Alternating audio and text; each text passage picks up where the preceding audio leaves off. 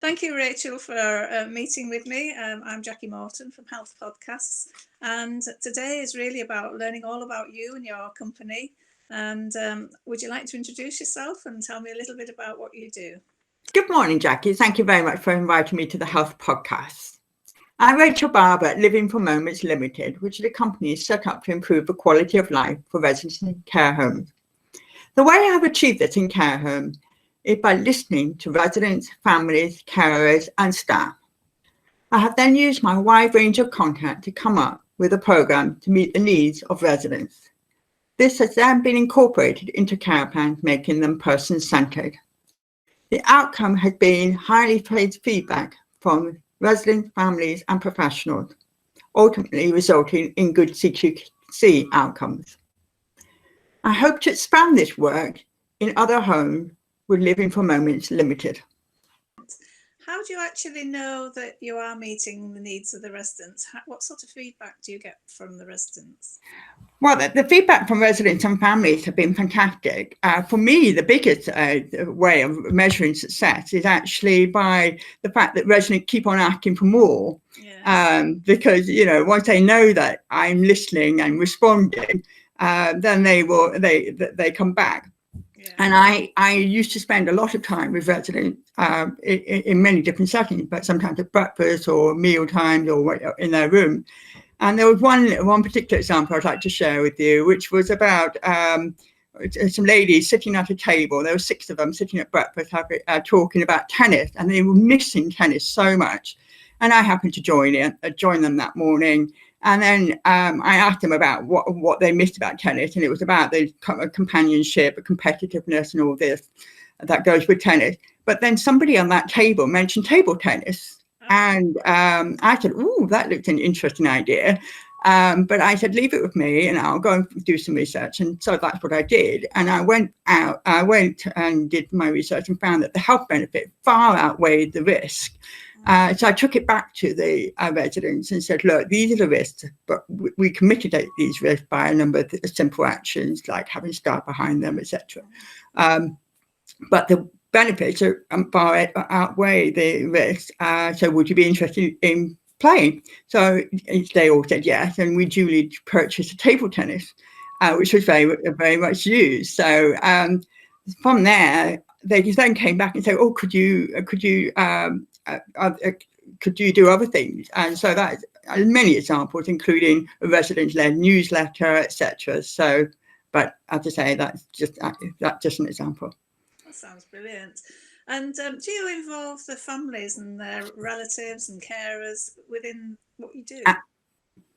Absolutely. They're a very critical part of this process because family members may be able to give background information that I wouldn't necessarily know, but also families and carers have been used to fill some of the gaps because a lot of them have skills that we don't know about unless we ask. And I have had some family members offer music skills. I've had carers who've done cooking and music. So, it really is about finding what resources you have within the home, and where that's not possible, filling it with partners in the area. Sounds brilliant. And you mentioned to me one time about some gentlemen that were in a care home that were really not engaging in any of the activities. How do you capture and engage people that are not interested, particularly these gentlemen that you spoke about before? I engage with these residents in a different way by developing a new program based on common interests. All 3 gentlemen had a common interest in science. So I introduced them to a lecture, and Annie, a lady called Annie came from University of York, and she delivered chemistry lectures. And that she was absolutely brilliant. The 3 gentlemen are really engaged in a positive way. The lecture was about 45 minutes, but they engaged for a further 45 minutes with questions. And it was great to see the dynamics of those 3 gentlemen who really came alive in that session. But not only that, the session itself was very successful, but the friendship formed afterwards was lovely to see. Yeah. So that's one of the benefits of finding common interests and introducing people. And you spoke about some of these people in care homes have a real loneliness and it affects their mental health. How can your services support those sort of health conditions?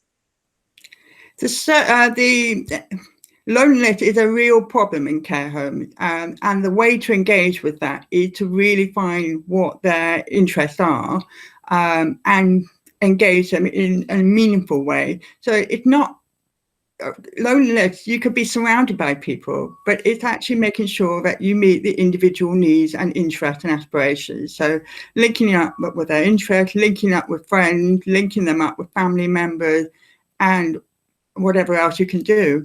Yeah. And really listening is key. Yeah, no, absolutely. So you're a relatively new company and you've been running for a few months. How do you look at what your goals are going to be for this year? What's the key aspects you want to achieve by this time next year? I hope to, over the next 12 months, to be able to engage with 10 to 12 care homes. And my aspiration is really to raise the standards of expectation of residents and families of care homes beyond safety, which is important, but it's actually about making sure that wellbeing is on equal par. I'm hoping that the care homes that I engage with will recommend by word of mouth, so that I can go into care homes where people want me to work with residents. But I also want to change that culture. So I'm really there to support managers to engage with residents meaningfully. Yes, sounds good. Um, we've been going through a difficult period of lockdown through COVID-19. How has that affected your business and what plans do you have with lockdown being released? Well, lockdown has obviously restricted the number of visitors in care homes, so that has impacted on the business. We are happy to support care homes virtually. And as lockdown has been lifted, we're happy to support care homes with maybe a visitors room or other methods as the care home opens up.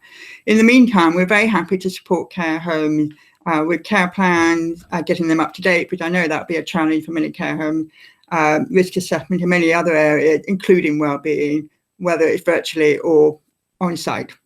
I'm really flexible. Sounds brilliant. And what other aspects is there that, with your service, that you would like to let us know about? What are your plans for the future? I'm sorry, I didn't hear that. What are the plans for the future? You mentioned your goals for this next year, but what other opportunities are there available for your company that you think you would like to help support a care home deliver? Going back to care home delivery in wellbeing is the main thing, but I'm also like to introduce them to new partners, to really get them to creatively think about how to engage in residents in a different way, because I think a lot of care homes do a brilliant job in creating a safe environment for residents, but because of the processing systems in place, there's sometimes an overemphasis on paper, and I think we lose sight of the residents sometimes. So I really just want to make sure that care homes are equipped to do that, and we got the time and resources to do that for you. So we're in a sense giving you a starting point to build on. And are you just located within the York area, or are you prepared to travel around the We're district? happy to travel around. Local area would be great, but traveling around would be fine. And we're also happy to work in other environments. We said care homes, and that partly because I've been working in care homes for the last 5 years, but I have been made aware that some hospitals, some local community dom carers may benefit from this service as well. And I'm really quite happy to work in any of those areas. Sounds brilliant. And one of the things that I find passionate about in care homes is the stories that people can tell you. Have you got any experience in capturing their stories? Stories is what the bit I really enjoyed about the role as care home manager. Yeah, there are so many stories to share, and that's what this is all about. It's really about enabling residents to talk and share their stories. I can share many stories, but that's not what I will do here. But that's what Living for Moments is essentially allowing people to do. Yeah, that's brilliant. Yeah. Is there anything else you'd like to tell me about your company then and your plans?